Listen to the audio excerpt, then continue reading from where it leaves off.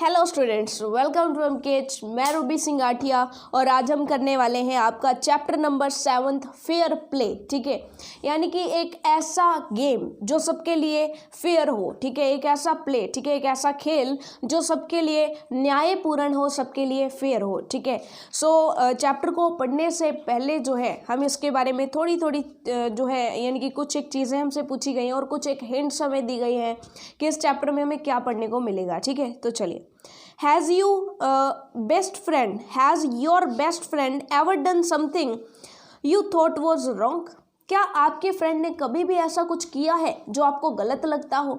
यानी कि क्या ऐसा कभी हुआ है कि आपके फ्रेंड ने कुछ कर दिया हो और आपको ऐसा लग रहा हो कि ये तो बहुत गलत कर दिया उसने। ठीक है, What did you do then?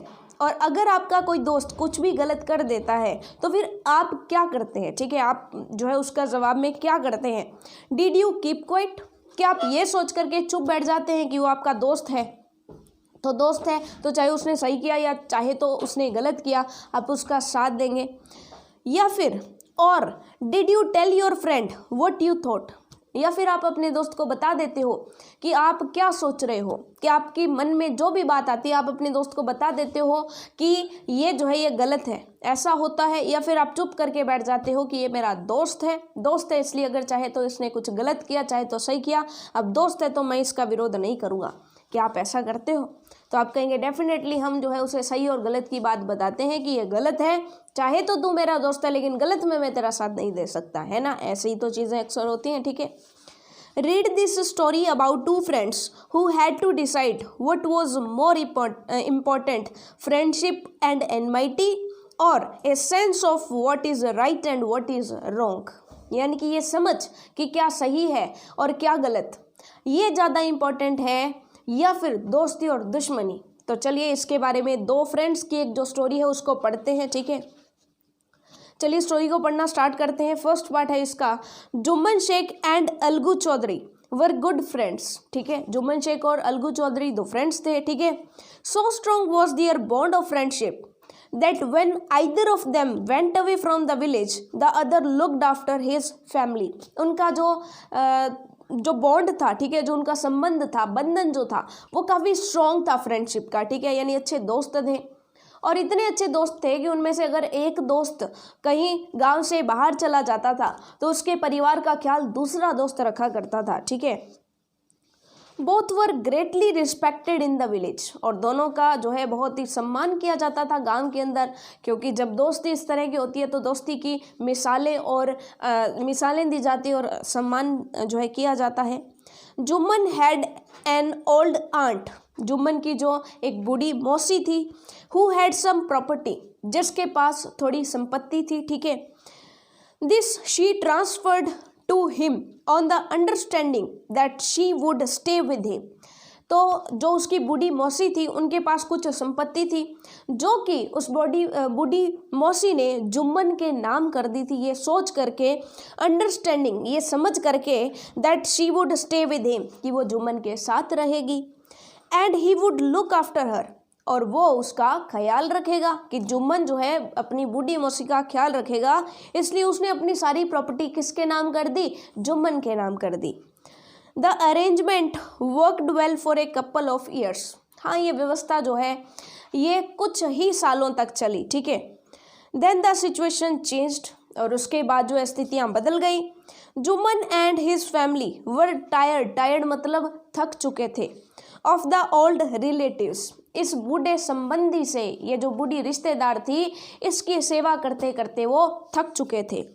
Jumman became as indifferent का मतलब उदासीन का मतलब होता है कि आपने देखा होगा कि कई बार ऐसे होता है कि कई घरों में ऐसा होता है कि जो बुज़ुर्ग हैं वो बच्चों को आवाज़ें लगाते रहते हैं लेकिन बच्चे उनकी सुनवाई नहीं करते हैं।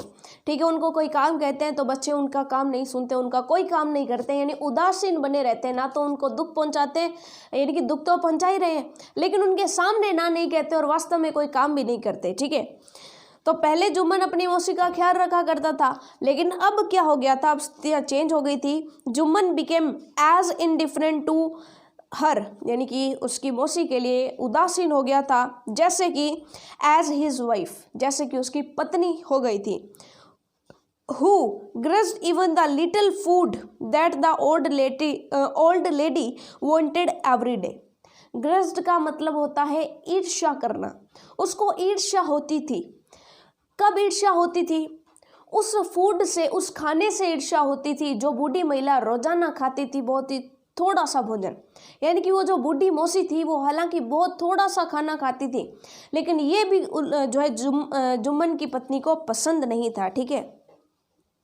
She swallowed these insults along with her food for a few months. और जो बेचारी बूढ़ी मौसी थी वो इस अपमान को खाने के साथ ही निगल लेती थी। ठीक है। यानी कि वो कुछ नहीं बोलती, सहन करती रहती। ठीक है।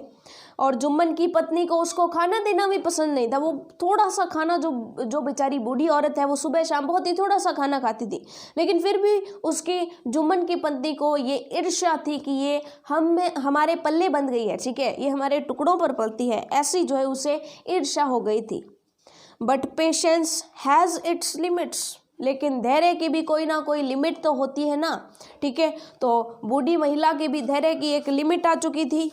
One day she spoke to Jumman. एक दिन उसने जुम्मन से कहा, माई सन, देखो मेरे बच्चे, इट इज़ नाउ ऑब्वियस, अब देखो ये तो बहुत ही एकदम स्पष्ट हो चुका है, that I am not wanted in your house, कि मेरी जो है तुम्हारे घर में अब कोई जगह नहीं बची है, तुम कोई भी मुझे चाहते नहीं हो अपने घर में रखना। Kindly give me A monthly allowance so that I can set up A separate kitchen. मुझे जो है महीने का कुछ घर खर्च दे दिया करो ताकि मैं अपना अलग से किचन बना लूँ, ताकि तुम्हारी जो पत्नी मुझे खाने के लिए जो ताना देती है वो ताने ना मारे और मैं अपना खाना अलग से खुद ही पका लिया करूँगी। बस मुझे थोड़े बहुत रुपए दे दिया करो। ठीक है। अब जुम्मन क्या कहता है, my wife knows best how to run the house. तो जुम्मन कहता है, मेरी पत्नी अच्छे से जानती है कि घर कैसे चलाना है। बी पेशेंस, धैर्य रखो, सेड जुम्मन शेमलेसली। अब जुम्मन ने भी शर्म त्याग दी थी, उसकी आंखों में बिल्कुल भी शर्म नहीं थी। तो वो क्या कहता है, वो कहता है कि देखो मेरी पत्नी जानती है कि कैसे घर चलाना है, वो जैसे चला रही है वैसे ही चलने दो, थोड़ा सा धैर्य रखो। This made his aunt very angry. इस वजह से जो उसकी मौसी है उसको बहुत गुस्सा आया। And she decided to take her case to the village panchayat. अब उसने सोचा कि मैं अपना मामला जो है गांव की पंचायत के पास लेकर के जाऊंगी कि मैंने अपनी प्रॉपर्टी इनके नाम दे दी ताकि ये मेरा अपनी माँ की तरह ख्याल रखेंगे। लेकिन उन्होंने मेरी प्रॉपर्टी लेकर के भी अब जो है ये मुझे रोजाना खाना तक नहीं देते हैं, यानी खाने के लिए भी ताने देते हैं। ठीक है। फॉर मैनी डेज, बहुत दिनों से, the old lady was seen talking to the villagers explaining her case and seeking their support. Seeking का मतलब मांगना। ठीक है। दियर सपोर्ट यानी कि उनका जो है सहयोग मांग रही थी कि वो जो है उनका जो मामला है वो पंचायत के सामने जो है खोल सके। इसलिए उसने सभी गांव वालों को अपने इस मामले के बारे में बताना शुरू किया। यानी कि उसको देखा गया वो जो है गांव में इधर उधर फिरती, सभी लोगों को जो है बताती कि मेरे साथ जुम्मन ने क्या किया है। ठीक है। कि मैंने जुम्मन के नाम अपनी प्रॉपर्टी कर दी, अब जुम्मन मुझे अपने घर में जो है खाना तक देने को तैयार नहीं है। सम सिंपैथाइज्ड विद हर। अब कुछ लोगों ने तो क्या किया, उसके साथ सहानुभूति जो है जाहिर की। सीकिंग का मतलब देखिएगा, पहले एक वर्ड आया था लास्ट सेंटेंस में, सीकिंग दियर सपोर्ट, यानी कि उनके सहयोग की तलाश करती थी, उनसे सहयोग मांगती थी। सम सिंपैथाइज्ड विद हर, कुछ लोगों ने उसके साथ सहानुभूति जो है जाहिर की। अदर लाफ्ड, और कुछ हंसने लगे कि अगर तुझे ये पता था कि ये तो सिंपल सी बात है, बाद में खाना कौन देगा, तो तूने उसके नाम पर प्रॉपर्टी क्यों दी, ये कह कर के लोग हंसते थे। एट हर यानी कि उस पर हंसते थे। And a few others advised her to make it up, यानी कि कुछ लोग उसको ये सलाह देते थे कि वो उनका उपकार मान ले। मेक इट अप यानी कि वो उनका उपकार मान ले with her Neiphiu and his wife, कि उनका उपकार माने और उनके साथ जाकर के शांति से रहे। ठीक है। जैसा दे रहे वैसा खाए और जिंदगी काट ले। ठीक है। ऐसा कहने को कुछ लोग कह देते थे। At last she came to Algu Chaudhary, और लास्ट में वो किसके पास चली गई, अलगू चौधरी के पास चली गई। एंड स्पोक टू हिम, और उससे बात की। ठीक है। जब उससे बात की तो अब अलगू क्या कहेगा, यू नो चाची, कि चाची देखो तुम अच्छी तरह से जानती हो Jumman is my best friend, Jumman मेरा बहुत अच्छा दोस्त है। How can I go against him, मैं उसके विरोध में पंचायत में कैसे खड़ा हो सकता हूँ। कि वो कहता है कि जुम्मन और मैं बहुत अच्छे दोस्त हैं, तो मैं आपके लिए जुम्मन के विरोध में कैसे खड़ा हो सकता हूँ। हाँ, मानता हूँ कि आप सही कह रही हैं, आप सही हैं और जुम्मन गलत है, लेकिन फिर भी जुम्मन मेरा दोस्त है तो मैं इसके विरोध में कैसे खड़ा हो सकता हूँ। Algu said, but is it right my son, लेकिन फिर बूढ़ी महिला कहती है कि ठीक है तुम जुम्मन के विरोध में नहीं खड़े हो रहे हो, लेकिन क्या तुम्हारा ये ना खड़े होना गलत नहीं है, क्या ये सही है। माय सन, मेरे बच्चे, टू कीप मम, कि तुम चुप रहो, एंड नॉट से what you consider just and fair, just का मतलब न्याय संगत, एंड फेयर यानी कि सही, कि क्या ये सही है क्या कि तुम सब कुछ देखते हुए भी चुपचाप खड़े रहोगे और अन्याय को सहते रहोगे, न्याय के लिए और सही जो सही है उसके लिए कुछ भी नहीं कहोगे, कुछ भी नहीं बोलोगे। प्लीडेड द ओल्ड लेडी, और ये याचना की उस बूढ़ी महिला ने कि तुम तो कम से कम मेरी तरफ से ये मामला जो है पंचायत में रखो, ठीक है, तुम तो बोलना मेरे साथ पंचायत में, ठीक है। Come to the panchayat and speak the truth, pleaded the old lady. अब जो है बूढ़ी महिला ये याचना करती है उससे, उसको कहती है कम टू द पंचायत, की तुम जो है पंचायत में आना, एंड स्पीक द ट्रुथ, और सच बोलना। शी सेड, वो कह करके चली गई। अलगू डिड नॉट रिप्लाई, और अलगू ने भी कोई जवाब नहीं दिया। But her words kept ringing in his years, लेकिन उसके जो शब्द थे वो उसके कानों में अभी भी गूंज रहे थे कि क्या ये सही है चुप रह जाना, क्या ये सही है कि सब कुछ देखते हुए भी सही के लिए और न्याय के लिए कुछ ना कहना, न्याय की मांग ना करना, क्या ये सही है। तो ये चीज़ जो उसके कानों में लगातार गूंजती रही। अब चलिए पार्ट सेकंड पर आ गए हैं। अब जो है ये मामला पंचायत में जाएगा, ठीक है। The panchayat was held the same evening under an old banyan tree, banyan tree यानी कि बरगद का पेड़, जो पुराना गांव का बरगद का पेड़ होता है जिसके नीचे काफ़ी सारी बैठने के लिए जगह होती है, वहाँ पर पंचायत की जो सभा है वो बुलाई गई। Jumman stood up and said, अब जुम्मन खड़ा हो गया और बोलने लगा, the voice of panchayat is the voice of God, कि पंचायत की कही बात जो है वो भगवान की कही बात के समान होगी, ठीक है। कि पंचों की जो आवाज़ है, the voice of the panch is the voice of God, कि पंचों की जो बात होगी उसे मैं भगवान की बात कह करके भगवान की बात समझ करके मानूंगा। Let my aunt nominate the head panch, तो चलिए मैं जो है अपनी मौसी को जो है ये जो है अधिकार देता हूँ कि वो जो है हेड पंच यानी कि जो सरपंच होता है उसको चुने, यानी कि उन पंचों में से कोई भी पंच चुन ले। I will abide by her decision, और मैं उनका जो निर्णय है वो मान लूँगा। मैं अपनी मौसी को ये अधिकार देता हूँ कि वो चाहे जिसको सरपंच मान ले, ठीक है। कि 5 जो पंच थे उनमें से एक सरपंच चुनना था, तो वो कहती हैं कि मैं अपनी मौसी को अधिकार देता हूँ कि वो चाहे किसी को भी मुख्य जो है, क्योंकि पंच सारे बराबर होते हैं, तो उनमें से एक सरपंच चुनना था कि वो किसी को भी सरपंच चुन ले। फिर वो जो सरपंच चुनेगी, अब वो सरपंच जो भी बात कहेगा उस बात को मैं मानूंगा, ठीक है। The panch knows neither friend nor enemy, क्योंकि अब जो है जो पंच है वो ना तो किसी के दोस्त होते हैं ना ही किसी के दुश्मन होते हैं। What do you say to Algu Chaudhary, what do you say to Algu Chaudhary, ठीक है। द ओल्ड लेडी अनाउंस्ड, तभी जो है ओल्ड लेडी कहती है कि देखिए पंच जो है ना तो किसी के दोस्त होते हैं ना ही किसी के दुश्मन होते हैं। तुम क्या कहते हो अगर मैं अलगू चौधरी को सरपंच चुन लूँ तो, यानी कि जुम्मन के जो सबसे जो है अच्छा मित्र था, उसका जो बेस्ट फ्रेंड था अलगू चौधरी। तो बूढ़ी महिला कहती है कि मैं तो अलगू चौधरी को सरपंच चुनूंगी, क्योंकि सरपंच ना तो किसी का दोस्त होता है ना ही किसी का दुश्मन होता है, वो तो केवल और केवल न्याय देखता है, सही और गलत देखता है, ठीक है। फाइन, बहुत अच्छा, रिप्लाइड जुम्मन।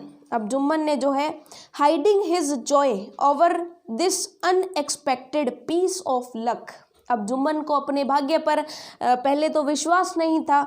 अब जो है जब उसने जिस चीज़ की जो है आशा नहीं की थी वो जब चीज़ हो गई तो उसे बहुत खुशी हुई। तो अपने जो है उसने अपनी खुशी छुपाते हुए, हाइडिंग हिज जॉय, यानी कि अपनी खुशी छुपाते हुए जुम्मन ने जो है उत्तर दिया, अच्छा चलो ठीक है। चाची, you are aware of my friendship with Jumman, said Algu. अब अलगू कहती है कि देखो चाची, तुम्हें पता है कि मैं जुम्मन का बहुत अच्छा दोस्त हूँ, तुम जानती हो हमारी दोस्ती के बारे में। I know that, replied the aunt. तभी जो है मौसी कहती है कि मैं जानती हूँ इस सब के बारे में, but I also know that, लेकिन इसके साथ साथ मैं ये भी जानती हूँ, you will not kill your conscience for the sake of friendship. मैं ये भी जानती हूँ कि तुम अपने अंतःकरण को, अपने दिल की आवाज़ को, अपने अंदर की आवाज़ को अपनी दोस्ती के लिए मरने नहीं दोगे। यानी कि सच क्या है और झूठ क्या है, सही क्या है और गलत क्या है, इसके बीच में तुम अपनी दोस्ती को नहीं आने दोगे, ये भी मैं बहुत अच्छे तरीके से जानती हूँ। God lives in the heart of panch, कि जो पंच होता है उसके दिल में भगवान का वास होता है। And his voice is voice of God and the old lady explained her case. और तभी जो है बूढ़ी महिला ने अपना जो है कहा कि जो भगवान जो है बसता है पंच के दिलों में, ठीक है, जो पंच होता है उसके अंदर भगवान का रूप बसता है और पंच की जो आवाज़ है वो भगवान की आवाज़ होती है, ठीक है। And the old lady explained her case, और उसने अपना पूरा का पूरा मामला पंचायत के सामने रखा। जुम्मन सेड अलगू, जुम्मन सेड अलगू, यानी कि अलगू कहता है कि Jumman, you and I are old friends, कि देखो हम बहुत पुराने दोस्त हैं। Your aunt is as dear to me as you, और तुम्हारी जो मौसी है वो भी मुझे उतनी ही प्रिय है जितने कि तुम प्रिय हो, ठीक है। कि देखो तुम दोनों मेरे लिए समान हो, मैं उतना ही तुम्हारी मौसी को जो है जानता हूँ और उतना ही तुम्हें जानता हूँ। मौसी को भी उतना ही जो है, यानी कि ये कहते हैं कि मौसी भी मेरे लिए उतने ही मायने रखती है, मौसी भी मेरे लिए उतनी ही प्रिय है जितने कि तुम हो। नाउ आई एम ए पंच, और अब मैं क्योंकि एक पंच हूँ। You and your aunt are equal before me, और तुम और तुम्हारी मौसी मेरे लिए बराबर हो। व्हाट हैव यू से इन योर डिफेंस, तुम्हें अपने बचाव में क्या कहना है, ठीक है, क्योंकि मैं तो तुम दोनों को बराबर लेकर के चलूँगा, तुम दोस्त हो तो इसका मतलब ये नहीं है कि मैं तुम्हारे पक्ष में निर्णय सुना दूंगा। 3 years ago, अब जुम्मन ने शुरू किया कि 3 साल पहले की बात है। My aunt transferred her property to me, अपनी जो सारी की सारी संपत्ति है वो मुझे दे दी थी। I promised to support her as long as she lived, और मैंने ये वादा किया था कि मैं उनका ख्याल रखूँगा जब तक चाहे वो मेरे साथ रह सकती हैं, मैं उन्हें सारी की सारी जो है सुविधाएँ दूंगा। I have done all I could, मैंने वो सब कुछ किया जो मेरे से हो पाया, यानी कि मैं इनका जितना ख्याल रख सकता था मैंने उतना रखा। There have been a couple of quarrels between my wife and her, but I can't stop it. अब वो क्या कहता है कि मेरी पत्नी और मेरी मौसी के बीच में अब कुछ एक लड़ाइयाँ हुई है, कुछ एक झगड़े होते रहते हैं इनके बीच में, जिनको मैं रोक तो नहीं सकता। Now my aunt is claiming a monthly allowance from me, अब जो है मेरी आंटी कह रही है कि मुझे तो मासिक भत्ता दिया करो, मुझे जो है महीने का कुछ खर्च दिया करो। दिस इज़ नॉट पॉसिबल, जो कि मेरे लिए संभव नहीं है। That's all I have to say, और तभी जुम्मन कहता है कि मैं बस इतना ही चाहता हूँ कि मौसी और मेरी पत्नी के बीच में कुछ झगड़े क्या हुए, मौसी मुझसे मासिक भत्ता मांगने लग गई, ठीक है, ये चीज़ आपको क्लियर हो गई। Jumman was cross examined bye Algu and others, Jumman से जो है कई बार जो है प्रति परीक्षा की गई, जिरह की गई, उससे काफ़ी सारे सवाल जवाब किए गए। देन अलगू अनाउंस्ड, तभी अलगू ने घोषणा की, we have gone into the matter carefully, कि हमने जो है इस सारे मामले को सावधानी पूर्वक देख लिया है। इन आर ओपिनियन, हमारी राय ये है, जुम्मन मस्ट पे, कि जुम्मन को जो है देना ही पड़ेगा, must pay his aunt a monthly allowance, वो कहता है कि जुम्मन को अपनी आंटी को, अपनी मौसी को जो है एक मासिक भत्ता देना पड़ेगा, और else the property goes back to her, या फिर उसकी संपत्ति उसको वापस देनी पड़ेगी, ठीक है, क्योंकि वो कैसे रह सकती है, वो इतना अपमान कैसे सह सकती है, ठीक है। अगर उसकी पत्नी झगड़ा करती है तो वो जो मौसी है उसको जब दुख देती है तो वो इतने कष्ट जो है वो कैसे सहन कर सकती है, ठीक है। Now the two friends were seldom seen together, और अब क्या हुआ कि जब सारा मामला जो है इस तरह से हो गया, तो अब क्या हुआ कि शायद ही उन्हें फिर उन दोनों दोस्तों को उसके बाद कभी साथ साथ देखा गया, यानी कि उनको कभी भी साथ नहीं देखा गया। The bond of friendship between them was broken, उनके बीच का जो दोस्ती थी वो टूट चुकी थी। In fact Jumman was Algu's enemy and wanted his revenge, अब जुम्मन अलगू का जो है दुश्मन बन चुका था और उससे बदला लेना चाहता था जो कि उसने उसके साथ किया था। ठीक है, सो चलिए इसका जो पार्ट 3 है उसको हम पढ़ते हैं। ठीक है, डेज पास्ड, यानी कि इस तरह से जो है दिन निकलते गए। As in luck would have it, यानी कि जैसा भाग्य में लिखा था, Algu Chaudhary found himself in a tight spot, Algu Chaudhary ने समय को बुरी तरह से फंसा हुआ पाया। देखिए क्या हुआ था।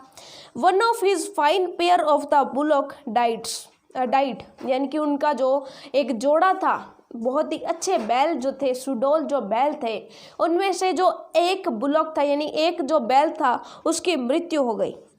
And he sold the other to Samjhu Sahu, और उसने जो दूसरा बैल बचा था, यानी एक तो मर गया, दो थे, एक जोड़ी बैल थे, तो एक तो मर गया, दूसरा जो बचा उसको उसने समझू साहू को बेच दिया। ठीक है, a cart driver of the village, जो कि कौन था, गांव के ही अंदर एक बैलगाड़ी चलाने वाला व्यक्ति था जिसका नाम था Samjhu Sahu.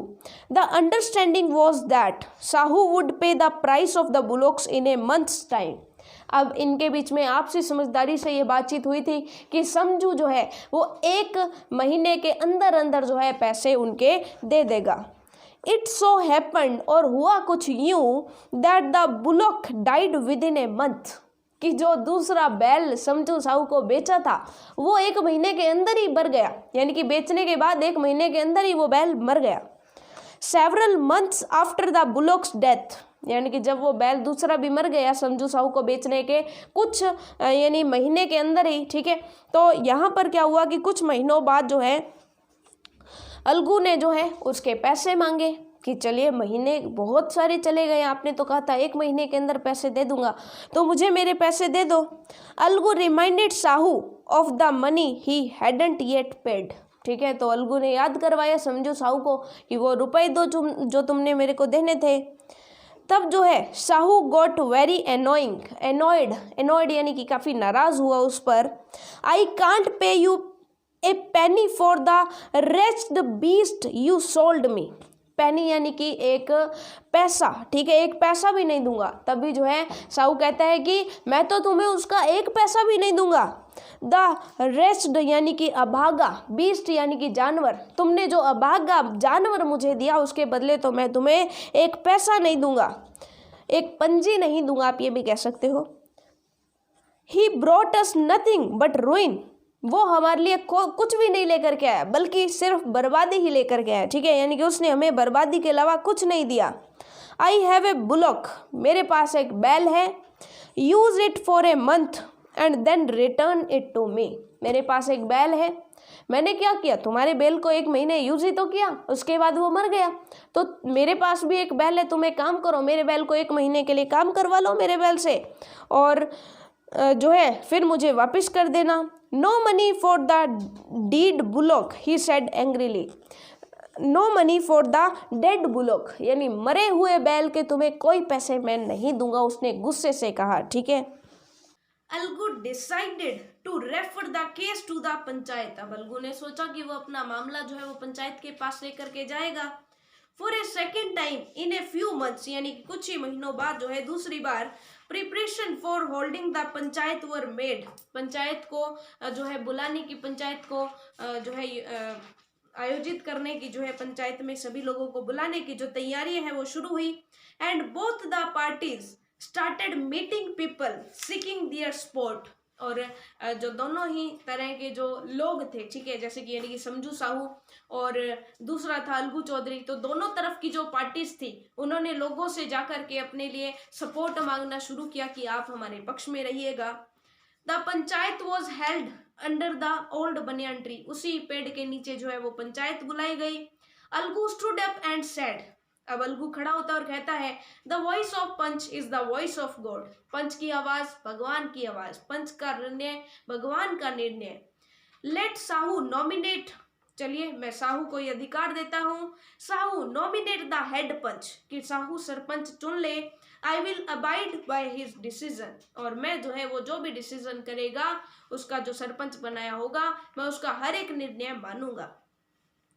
Sahu saw his chance, अब साहू को अच्छा मौका मिला, and propose the name of Jumman, उसने जुम्मन को जो है सरपंच बना दिया। अलगूज हर्ट सैंक, उसका तो दिल बैठ गया, अलगू का जो हृदय है वो तो बैठ गया, क्योंकि उसने क्या सोचा कि जुम्मन उसका दोस्त जो था वो अब उसका दुश्मन बन चुका है। ठीक है, अब दुश्मन बन चुका है तो वो तो इसके विरोध में ही जाएगा और वो बदला भी लेना चाहता है। एंड ही टर्न्ड पेल, और वो पीला पड़ गया। But what could he do, लेकिन अब वो क्या कर सकता था। The moment Jumman became head panch, और जिस पल जिस क्षण जुम्मन जो है पंच बना, सरपंच बना, हेड पंच बना यानी कि सरपंच बना, ही रियलाइज्ड, उसे समझ में आया, हिज रिस्पॉन्सिबिलिटी एज जज, यानी कि निर्णय करने वाले के रूप में, एक जज के रूप में जो है अपनी जो जिम्मेदारी थी, रिस्पॉन्सिबिलिटी थी, वो समझ में आई। And dignity of his office, और अपने पद की गरिमा समझ में आई कि उसकी क्या गरिमा है उसके पद की। Could he seated in that high place have his revenge now, उसने सोचा कि क्या वो इस महत्वपूर्ण पदवी पर बैठ करके अपना रिवेंज ले सकता है, क्या ये उसे शोभा देगा, यानी कि इस महान पदवी पर, सरपंच के ओहदे पर बैठे हुए, क्या उसका बदला लेना सही रहेगा। जब उसको पावर किसी ने दी है, उस पावर का उपयोग करके वो बदला ले तो क्या ये सही रहेगा। ही थॉट एंड थॉट, उसने सोचा और सोचा, ठीक है। नो ही मस्ट नॉट, तब उसने जो है ये निर्णय लिया कि नहीं, उससे जो है अब ऐसा नहीं करना चाहिए। He must not allow his personal feeling to come in the way of speaking the truth and doing justice, तब उसने बोला कि मैं अपनी व्यक्तिगत भावनाओं को, अपनी जो व्यक्तिगत समस्याएं हैं, व्यक्तिगत जो दुश्मनी है, उसको न्याय और सच के रास्ते में नहीं आने दूंगा, मैं न्याय करूंगा और सच बोलूंगा। ठीक है, यानी कि देखिए, जब अलगू चौधरी ने न्याय की बात की थी, ठीक है, तब जुम्मन को बहुत गुस्सा आया था, लेकिन जब जुम्मन उस पद पर बैठा तब उसे पद की गरिमा समझ आई, तब उसे समझ में आया कि जब सरपंच बना जाता है तो उसके सामने दोस्ती दुश्मनी कुछ नहीं होती, उसके सामने केवल होता है तो वो होता है न्याय और अन्याय। ठीक है, both Algu and Sahu stated their cases, stated यानी कि बताया, ठीक है, स्टेटमेंट दिया अपना, ठीक है, स्टेटेड दियर केसेस यानी कि अपनी बातचीत की। दे वर क्रॉस एग्जामिन्ड, और उसने उनसे जो है प्रति प्रश्न यानी कि काफी सवाल जवाब जीरे जिसको कहते हैं वो की गई। And the case was considered deeply, और जो मामला था उसकी गहराई से जांच की गई। Then Jumman stood up and announced, तब जुम्मन खड़ा हुआ जो कि सरपंच था, उसने अनाउंस किया, it is our opinion that Sahu should pay Algu the price of the bullock। अब जो है जुम्मन ने कहा कि हमारी तो ये राय है कि साहू को पैसे देने ही पड़ेंगे, जो है अलगू चौधरी को पैसे देने ही पड़ेंगे बैलों के। when Sahu bought the bullock it suffered from no disability or disease, जब साहू ने अलगू से बैल लिया था तब वो ना तो कोई किसी भी तरीके से अयोग्य था और ना ही किसी बीमारी से ग्रसित था। ठीक है, जब उसने लिया तब तो वो एकदम सही सलामत था, और लिया तो उसे पैसे देने पड़ेंगे। The death of the bullock was unfortunate, यानी कि अब उसकी जो बैल की मृत्यु हुई थी वो दुर्भाग्यपूर्ण हुई थी। But Algu can not be blamed for it, लेकिन इसका इल्जाम जो है वो अलगू पर लगाना सही नहीं होगा कि अलगू के बैल जो है वो जो है उसको नुकसान पहुंचा गई, ये मानना एकदम गलत है। ठीक है, Algu could not contain his feelings, और अलगू जो है अपनी भावनाओं को जो है संभाल के नहीं रख पाया। He stood up and said loudly over and over again, अब जो है वो अपनी भावनाओं पर जो है कंट्रोल नहीं रख पाया, वो खड़ा हुआ और जोर जोर से बोलने लगा, victory of the panchayat, this is justice, panchayat की जय हो, पंचायत की जय हो, यानी पंचायत की जय जयकार करने लगा। दिस इज जस्टिस, यही न्याय है। God lives in the voice of panch, यानी कि पंच की आवाज में भगवान का वास होता है। ठीक है, सून आफ्टर, और तभी जो है उसके बाद से जुम्मन कम टू अलगू, यानी कि तभी जो है जुम्मन उसके बाद पास आया अलगू के पास। एम्बेरेस हिम, यानी कि उसको एम्ब्रेस्ड हिम, यानी कि सॉरी एम्ब्रेस्ड है, ठीक है, एम्ब्रेस्ड हिम यानी कि उसको गले लगाया। एंड सेड, और कहा, सिंस द लास्ट पंचायत, यानी कि जो पिछली पंचायत थी, I had become your enemy, मैं तुम्हारा दुश्मन बन चुका था। टुडे आई रियलाइज्ड दैट, आज मुझे महसूस हुआ है, what it meant to be a panch, कि एक पंच के रूप में बनना, एक पंच बनना क्या होता है। A panch has no friend nor enemy, यानी कि जो पंच होता है उसका कोई दोस्त दुश्मन नहीं होता है। ही नोज ओनली जस्टिस, वो केवल और केवल न्याय करता है। Let no one deviate from the path of justice, आओ हम किसी को भी भटकने नहीं देंगे न्याय के रास्ते से। एंड ट्रुथ, और सच्चाई के रास्ते से, यानी कि चलो आज के बाद हम में से कोई भी जो है वो न्याय और सच के रास्ते से नहीं भटकेगा। फॉर फ्रेंडशिप और एनमाइटी, दोस्ती और दुश्मनी के पीछे लग के हम न्याय और सच को कभी नहीं छोड़ेंगे, ठीक है। Algu embraced his friend and wept, अब जो है अलगू अपने दोस्त को गले लगाता है और रोता है। And his tears washed away all the dirts of misunderstanding between them, और उनकी जो गलत फहमी थी वो उसके आंसुओं से हमेशा के लिए जो है धुल चुकी थी, यानी कि जो उनकी गलत फहमी की जो धूल थी वो उनकी आंखों से उन आंसुओं के साथ ही निकल गई। ये चीज़ आपको समझ में आई? तो सचमुच में बहुत ही इंटरेस्टिंग सी स्टोरी थी, है ना, और सचमुच में हमें पढ़ के जो है इसको मज़ा भी आया, ठीक है। तो चलिए फिर इसके अब क्वेश्चन आंसर्स की तरफ चलते हैं, ठीक है। सो क्वेश्चन आंसर्स में देखा जाए तो यहाँ पर है, answer the following questions, then the situation changed, यानी कि यहाँ पर जो क्वेश्चन है वो क्या कहता है, देन द सिचुएशन चेंज्ड, यानी कि तब स्थिति बदल गई। What is being referred to, यानी कि कौन सी स्थिति की बात हो रही है, कौन सी स्थिति बदल गई।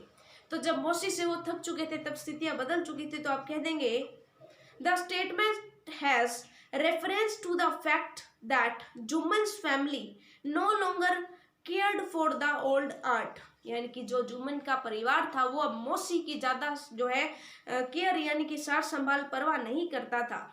Who had transferred her property to Jumman in returns for food and shelter, उस मौसी यानी उस मौसी के प्रति परिवार में कोई भी परवाह नहीं करता था, वही मौसी जिसने जुम्मन के नाम अपनी सारी प्रॉपर्टी कर दी थी, ये सोच करके कि जुम्मन जो है उसे शरण देगा और खाने के लिए भोजन देगा।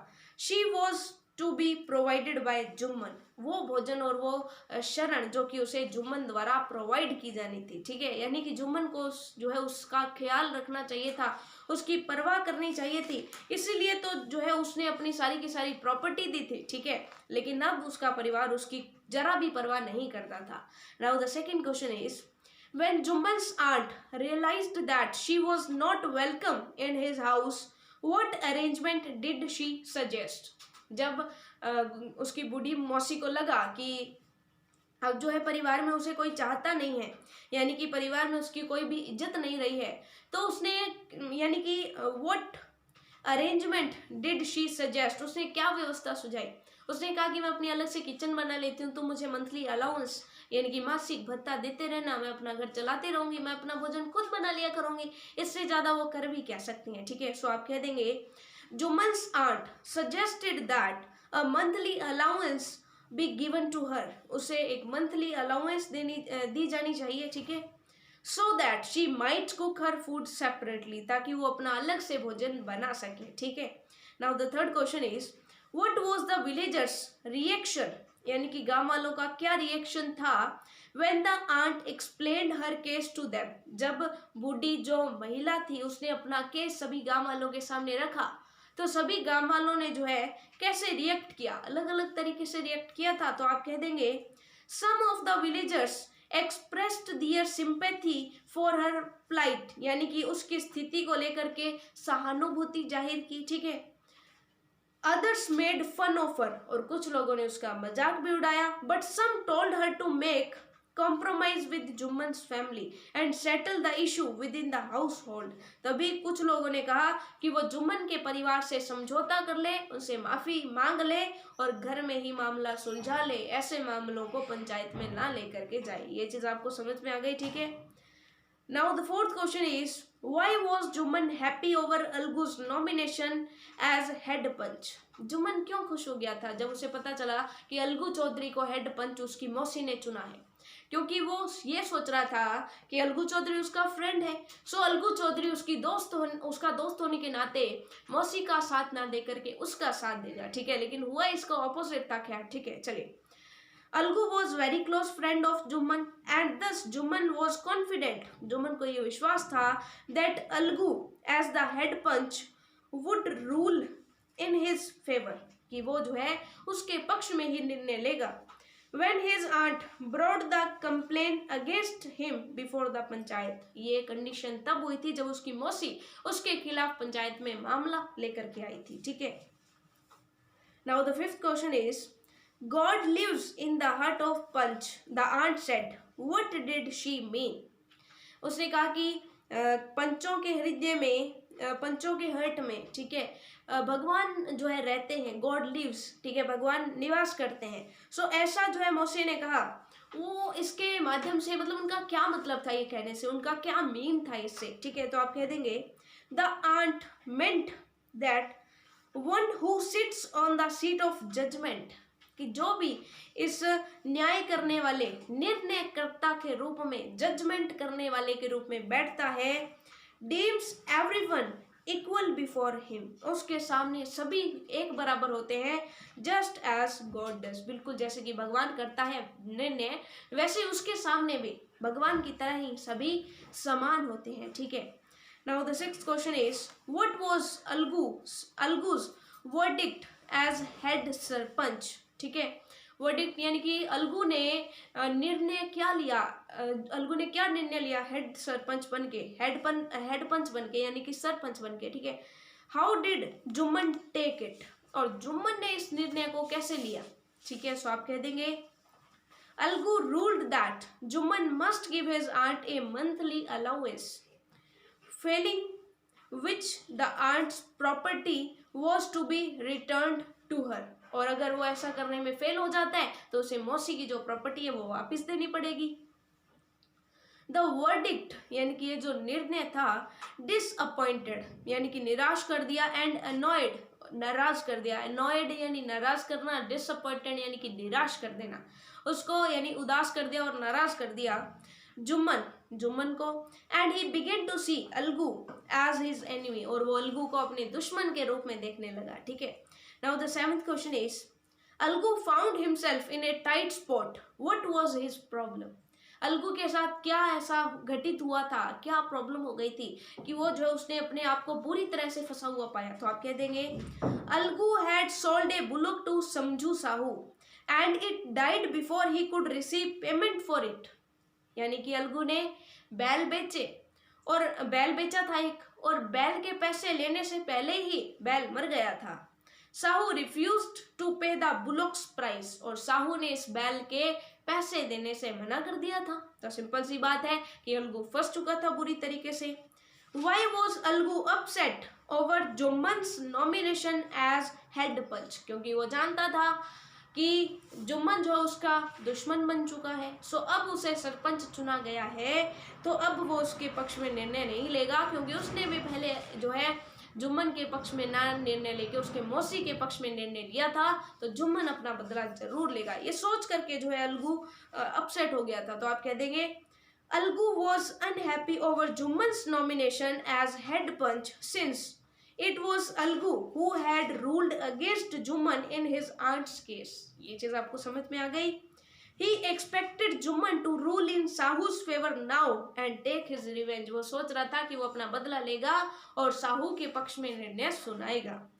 Now the ninth question is, what was जुम्मन's verdict as head punch? Jumman ने क्या निर्णय दिया था हेड पंच बन के?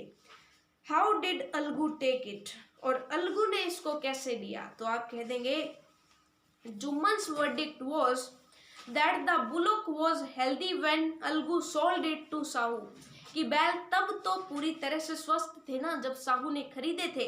सो it was not Algu's fault that it's died, तो ये अलगू की तो कोई गलती नहीं है इसमें अगर बैल मर गया तो। Thus Sahu should pay the bullock's price to Algu in full, यानी कि उसको पूरी की पूरी उसको जो है पेमेंट जो है वो चुकानी पड़ेगी। The verdict was welcomed by Algu, Algu ने उसके निर्णय का विरोध नहीं किया बल्कि उसका स्वागत किया। Who praised Jumman's fair and impartial judgement, और उसने जो है इम्पार्शल, पार्शल का मतलब होता है भेदभाव युक्त, इम्पार्शल यानी कि बिना किसी भेदभाव के जो उसने निर्णय किया था और सही निर्णय किया था उसकी प्रशंसा की, तभी तो उसने कहा था कि जो पंचायत है उसकी जय हो। ठीक है, ये चीज आपको समझ में आ गई। तो ये जो थी हमारी स्टोरी थी। Now the last question of the chapter is which of the following sums up the story best, यानी कि नीचे कुछ आपको लाइंस दी गई है, इन लाइंस में से कौन सी ऐसी स्टोरी है, सॉरी कौन सी ऐसी लाइन है जो इस स्टोरी को पूरा अच्छे से एक्सप्लेन करती है। ठीक है, I also know that you will not kill your conscience for the sake of friendship, कि तुम दोस्ती के लिए जो है अपने अंतःकरण को नहीं मारोगे, ये लाइन जो है। दूसरी लाइन है let no one deviate from the path of justice and truth for friendship and enmity, चलो हम जो है आज की बात किसी को भी न्याय और सच का रास्ता नहीं छोड़ने देंगे दोस्ती और दुश्मनी के पीछे। ठीक है, और थर्ड है the voice of panch is the voice of God, कि पंच की जो आवाज़ है वो भगवान की आवाज़ होती है। ठीक है, give a reason for your choice, यानी कि अपने निर्णय के लिए जो भी आप यहाँ पर चॉइस करते हो इसके लिए जो है कारण भी बताइए। ठीक है, सो ये जो थर्ड है ये एकदम बेस्ट रहेगा। The voice of the panch is the voice of God, ठीक है, कि जो पंच की आवाज़ है वो भगवान की आवाज़ है। ठीक है, this sums up the story best because the central theme of the story deals with, क्योंकि जो केंद्रीय जो मतलब है इस चैप्टर का, ठीक है, इस चैप्टर का जो मुख्य मतलब है वो क्या है, द सैंक्टिटी, सैंक्टिटी यानी कि पवित्रता, एंड द ग्रेट रिस्पॉन्सिबिलिटी, और जो जिम्मेदारी जो होती है किसकी, सरपंच की और पंच की, वो यहाँ पर समझाई गई है। That lies in the seat of the panch, जो कि पंच की जो गद्दी होती है, पंच का जो पंच की यानी कि जो पदवी होती है उसकी जो पवित्रता है और उसकी जो जिम्मेदारी है उसके बारे में बताया गया है। The panch has to rule and decide with in justice and fairness without considering personal relations, यानी कि पर्सनल संबंध चाहे कुछ भी हो, पंच को हमेशा न्याय का साथ देना पड़ता है और सही का साथ देना पड़ता है। दस his voice is voice of the divine, यानी कि उसकी आवाज़ इसलिए परमात्मा की आवाज़ होती है क्योंकि उसके सामने सभी बराबर है, वो केवल सच का ही साथ देता है। तो ये था आपका चैप्टर, बहुत ही इंटरेस्टिंग सा चैप्टर था, सचमुच में चैप्टर को पढ़ के मज़ा आया। ठीक है, सो मिलते हैं नेक्स्ट क्लास में नेक्स्ट चैप्टर के साथ।